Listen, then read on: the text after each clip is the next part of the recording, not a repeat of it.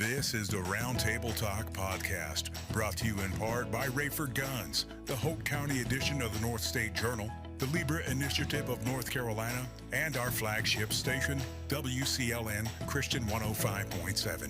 And now here are your hosts, Ruben Castellon and Chris Holland.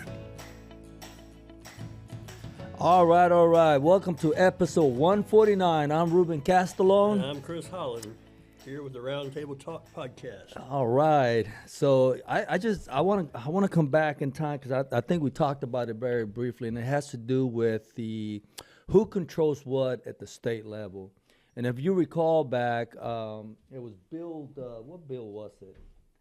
Was Bill Like 350? 382, I think. Was that it? Yeah, I think it was Bill 382, where the state auditor was the one that was going to be in control of the North Carolina State Board of Elections, and the Highway Patrol commander was going to fall under somebody else. And basically, it used to be under the governor's office, and some other stuff. But I think the most important one was the who controls the State Board of Elections, because as you know, it's not a secret. Previously, it was under control of the Democrats, and they refused to enforce ID laws. They refused to get rid of the all these voters that are not, they can't vote. Ineligible voters. And finally, it made it up to the state Supreme Court, and they basically said the bottom line is that the state auditor keeps control the law.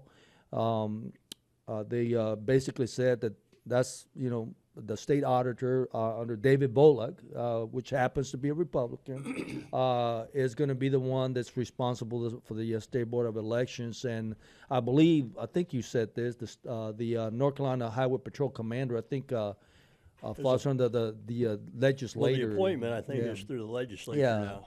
But, so to caveat with that, so typically, historically, the party of the governor is the majority of the state board, right? Well, the state board filters down to the local board, so if there's a Democrat governor, then the board and county boards of election are majority Democrat. Mm-hmm. So there's been twice since the 1800s that there's been a Republican majority on the State Board of Elections, and we do have it now. And talking about Dave Bullock, the auditor, what the legislature did is they moved the appointment authority out of the governor's control into the control of the state auditor.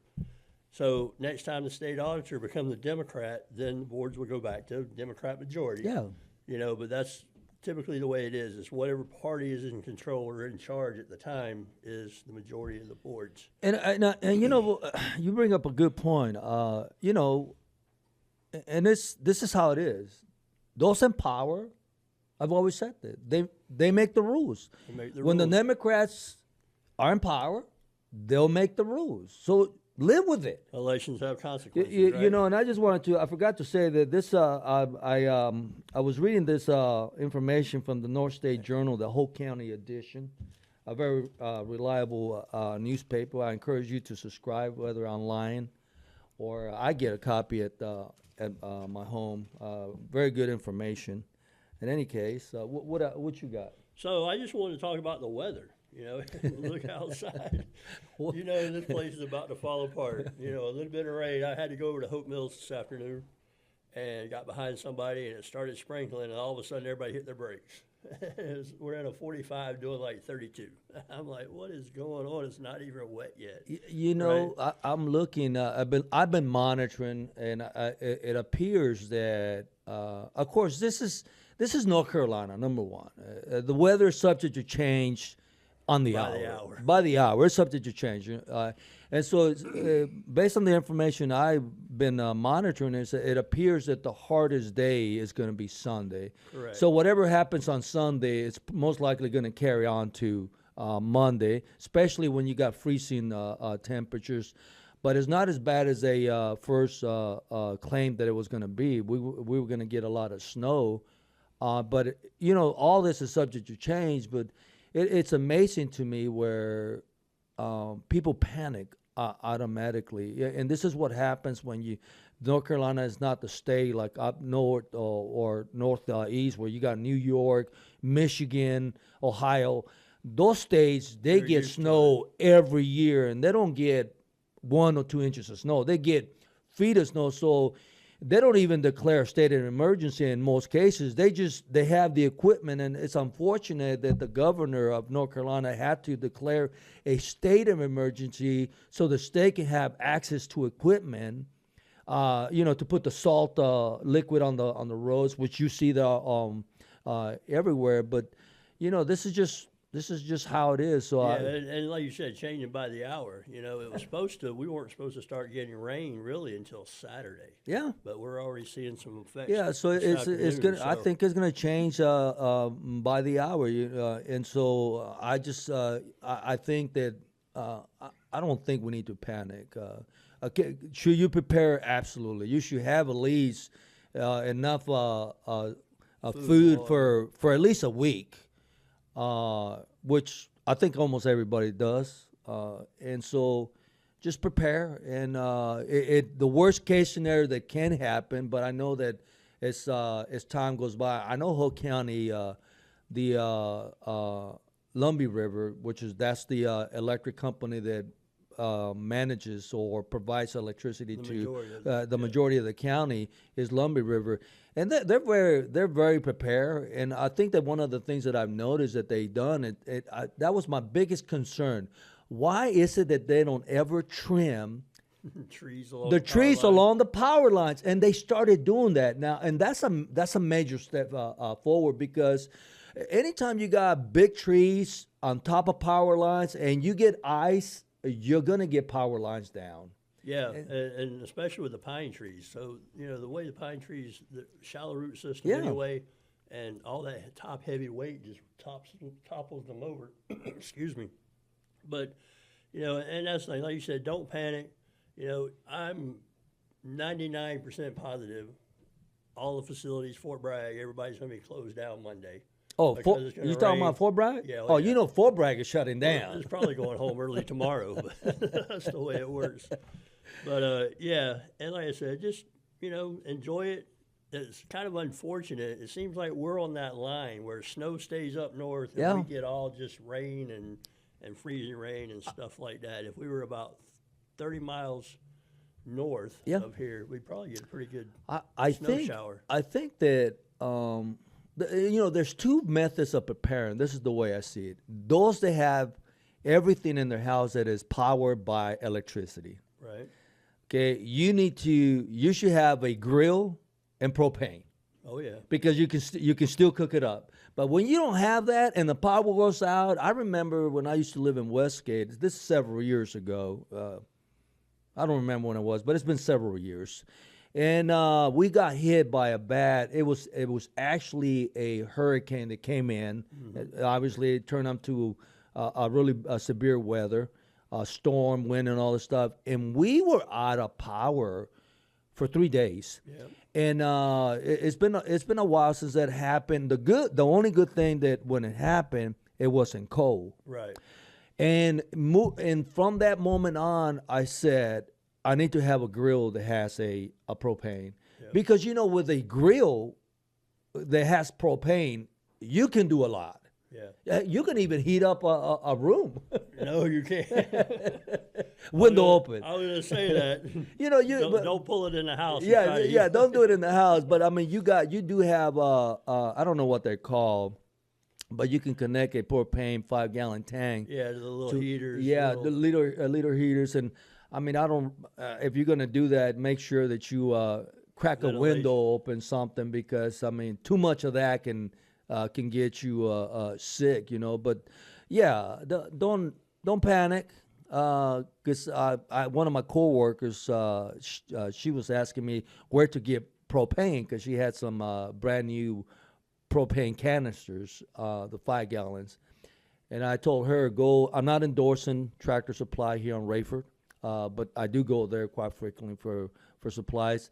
And they're very dependable when it comes to propane. Sure enough, she came back and said, nope, they were out. They're out. So- Well, Rayford Oil down on Prospect also does it, and they fill it up this past summer it was $15 for the 5 That's gallon not bad can. for. It I was. mean, if it's empty, It's empty, that's yeah. not bad. Yeah, it's just a flat $15. Yeah, that's not bad. But yeah, I say don't panic. However, just be prepared.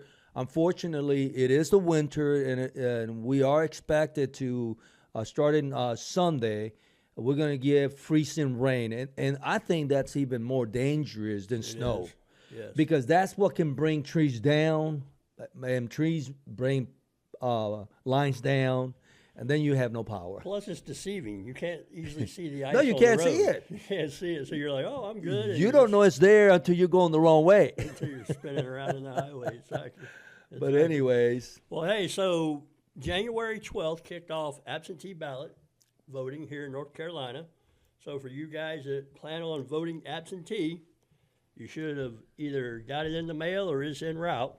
The last day to register to vote in the primary, March 3rd, is February 6th. You have to be in there by the close of business, which is 5 o'clock on February 6th. As far as absentee ballots, the deadline to request a ballot, if you want to vote by absentee, is 5 p.m. on the 17th of February.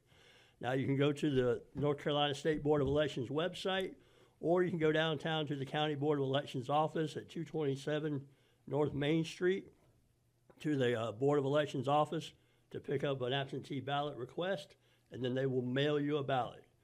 That was the deadline. So one stop early voting is going to be February 12th through the 28th here in Hope County.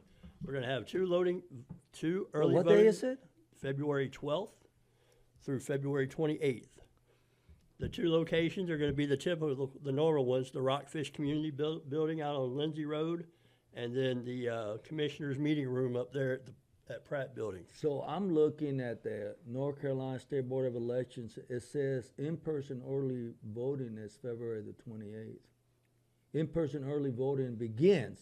February 12th. So what is the February 28th? That's the end of early voting. That's a Okay, Saturday. got it. So we got from February the 12th to February the 28th for early voting. And Correct. you said there's two sites. There's two sites. There's the Rockfish Community Building on Lindsay Road for those that live on that side of town, and then you have downtown at the Pratt Building at the Commissioners Meeting Room. Yeah, the Pratt Building, where you pay your taxes at. Place that we always vote.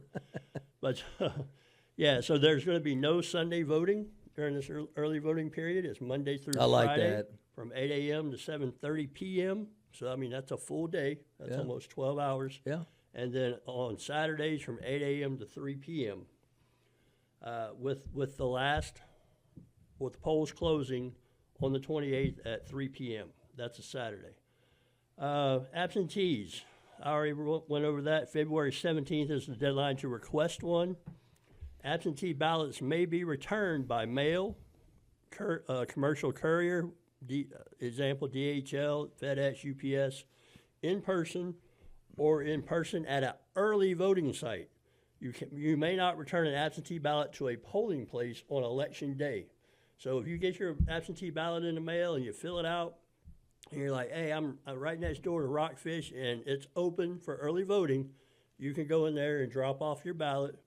They'll process it and get it to the Board of Elections. However, on March 3rd, Election Day, you have to take it to the Board of Elections. That's the only place you can turn it in.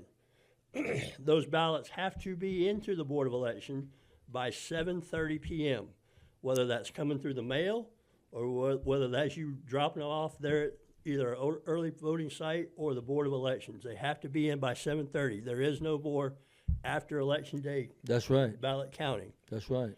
Once 7:30 hits, it's done. Now, let me ask you this. On March the 3rd, that's election day, are all poll sites going to be open? Yes, all poll sites will be open, and there's 14 of them in the county, so I'm not going to sit here and go through all. And I say this to say this, okay?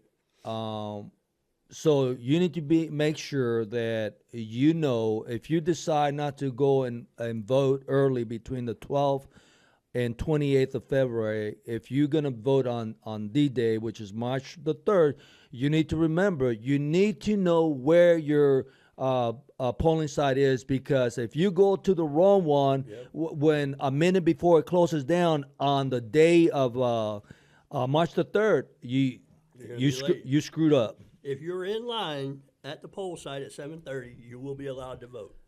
However, you come rolling up there at 7:35, It's there's gonna be over. a cone, and you can't get past that cone. Well, but not only that, on March the 3rd, if you go to Rockfish Park Somewhere else, or right. the Pratt Building, and those are not your designated voting locations for the D-Day, the day of election, then and you're waiting in line, you're still, if you're not on the right location, you're gonna miss out. Right. And so, yeah, I've had that happen, and that's happened out there at Rockfish. We've had people come up Yep. late, and I've had people arrive early because on election day I always go down and talk with Board of Elections before everything opens up. But had people show up, and they're like, "Oh, I'm on the way to work. I need to vote." They're like, "Where are you voting?" "Oh, yeah. I voted, Yeah. Rockfish, or I voted in Philippi or wherever." And it's like, well, that you got to go that way. Yeah, and I'm going to tell you that this is my preference. Okay, I miss. It's been many years when I was when I started to vote, and I miss my location because I was in the wrong location, and so I waited in line, and I wasn't able to vote, and I was upset. But really, I was upset at the system. But you know what? Now reflecting back, I should have been accepted at myself. Okay, so now what I do is my practice is that as soon as early voting starts, I just go and vote as soon as I have a day off, because I am not going to wait for the last moment, because I seen that Right. when I will be campaigning, and I was at the Rockfish on the election day. It was so many people getting upset because they were at the wrong location, and I would tell them, well, this is where you got to go, and they're not going to make it. They're not going to make it. Yeah, and like I said, it's 2 weeks. It's from the 12th through the 28th. It's from 8 a.m. in the morning till 7:30 p.m. weekdays, and 8 to 3 on a Saturday, on those 2 Saturdays. So, there's ample time if you really want to get out and vote to go and vote. But let's talk about absentee ballots. I think a lot of people are going to vote absentee this time. But we talked about how you can return them. Who can return an absentee ballot other than the voter? Remember, you can always return your own ballot.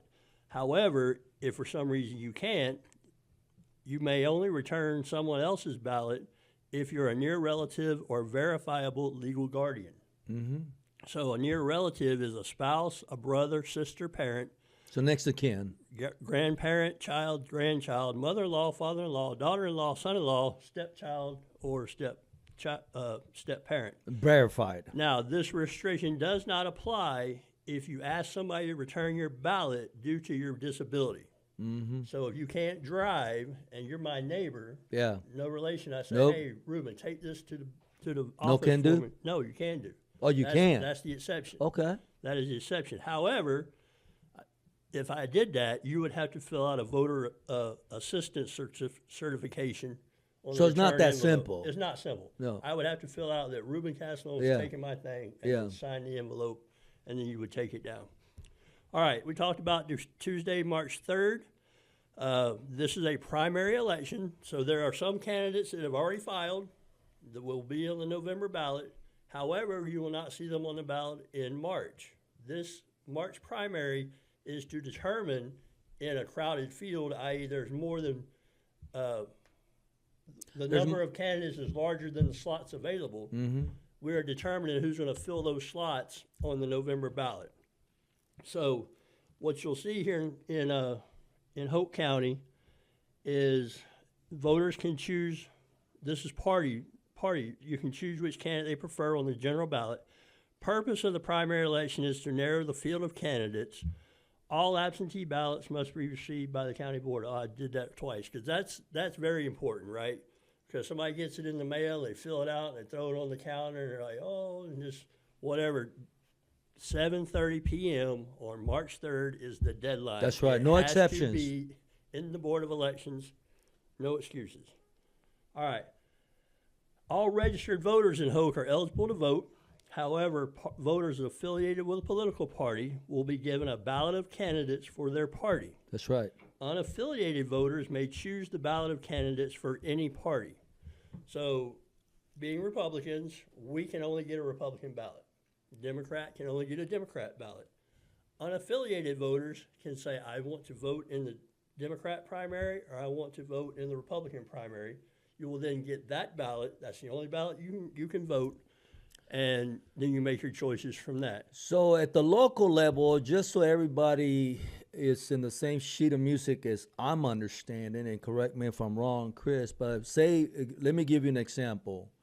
District 48 is our representative. Our current representative is Garland Pierce. Correct. He does not have a person running against him as a Democrat, which means that in this primary on March the 3rd, you're not going to see his name. Correct. Okay, what you're going to see is you're going to see two Republicans. You're going to see Ralph Carter for District 48, Republican side, and then you're going to have Kirk Lowry, Republican, for District 48. And whoever wins that Between those two. will move forward and will be running against Garland Pierce in the general election. In November. Okay, Correct. now the county commissioners in the Republican side, they don't have a primary because we only have two. So you're not going to see them, but the county commissioners on the Democrat side, there's five. a total of 3 slots, and there's 5. That means they're going to have a primary, Yep, they do have a primary. and it's going to be interesting.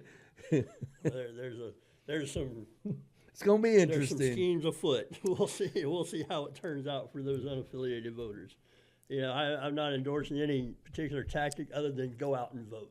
And vote your Yeah, conscience. That's all you and should be I'm doing. going to tell you right now, if you are, and I had this issue, and I'll say it again and again, when we ran back in 2022, and I was able to get in by the grace of God, clearly, and all the work we did. I'm going to tell you this right now, is during that time, shortly after, a week or so later, I discovered that over 4,500 Republicans in Polk County did not vote. So this message is for all Republicans. You need to be active and you need to vote. Okay, it is your civic duty, because if you don't vote, you can't complain. Yeah, and that's a privilege, but it's also obligation of That's being, right. being an American. If we want to protect this form of government, if we want to protect constitutional law and everything else, you have to get out and vote. Make your vote heard. And I'm going to tell you something right now, and I know I'm going to probably make some people get boo-boo lips, okay? I'm a Christian, and I'm going to tell you this right now. If you're a Christian, it is also your duty to vote conservative. It is your duty to vote conservative, okay? Okay? This thing about, I can't get involved because this is going to be God's will. No. God in the Bible commands us to be involved for our nation. Okay? If you want to keep the nation conservative and not all this woke ideology, Christians, conservatives, Republicans, you have to get out and vote. Because if you want money to come into Polk County, you need to vote conservative. Okay? And because when Dr. Ralph Carter came here the last time, of everything that I heard him say, only one thing stuck to my mind. And it makes sense. The General Assembly is controlled by Republicans. And they freely give money to counties that are what? Republicans. Well, guess what? Polk County is a blue county. This is why we're not getting no money. So if you want Polk County to start getting money, we need to follow suit and... So not to say that we don't get any money, I but wouldn't, however, if we have a Republican in the Senate and a Republican in the House of Representatives, the likelihood of getting more stuff passed is higher. Yes, Because we have absolutely, both sides. absolutely, We have an advocate. absolutely. And you know what? Just to add this, because I'm going to give credit where credit is due. Okay, I don't remember what project it was, but I remember clearly it was. I don't know what meeting it was. It was an event or something. I remember kudos to one of the county commissioners. It was a meeting, and I think all the county commissioners were there. Don't remember the event. I spoke also. Everybody, all the public officials got to speak. And I clearly remember it was a project that the county commissioners were working on. And one of the county commissioners specifically said, we drove to Raleigh. Yep, I remember that. And we had a meeting with our representative and our state senator, and we said we here because we need help with financially for this, and that made a major difference. They got the money. I don't remember what the project was, but it wasn't a few dollars. Right. It was a lot of money, and so I'm not saying that the current county commissioners are not doing what they need to do, but clearly that works. Yeah, and that's what Senator Britt said, that, that was the first time that anybody. Any county commissioner. Yeah, that any county commissioners had come forward. But it does, you have to get up there and make your needs known and get up there and advocate for everybody. Let's run through this real quick. I just wanted to touch on it real quick. I was kind of disappointed when I researched this, but so North Carolina is what they call a semi-open primary. You're Republican, you vote Republican. Democrats vote Democrats. Unaffiliated vote for whoever they want. Whoever they choose. A closed primary is Democrats vote for Democrats, Republicans vote for Republicans, and unaffiliated don't vote. Don't get to They vote. don't get to vote. Open primary is you walk into a poll, regardless of your political affiliation, everybody's on the ballot. You just vote for whoever you want to. Okay. Right? Well, North Carolina, what a lot of people don't understand, how the power of the local party or the state party is the state party, up until 2 years ago, was able to determine what the primary, whether it's going to be open, closed, or semi, right? Okay.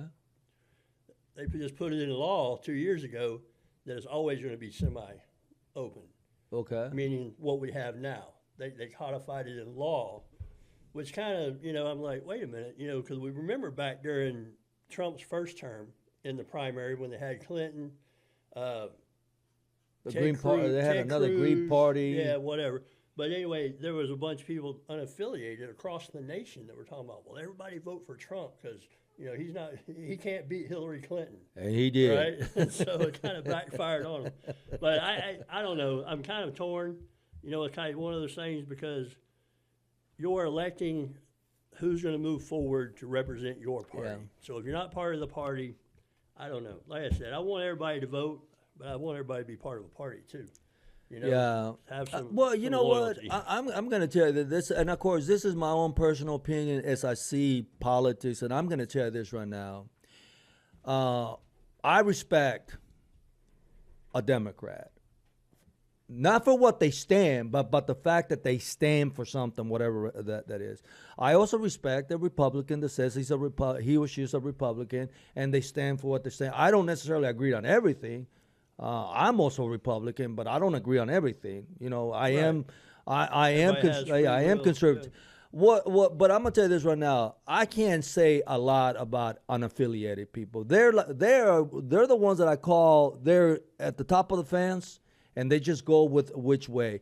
And who was it? Johnny Cash. You got to stand for something, or you'll fall for anything. You got to draw the line, and you got to stand.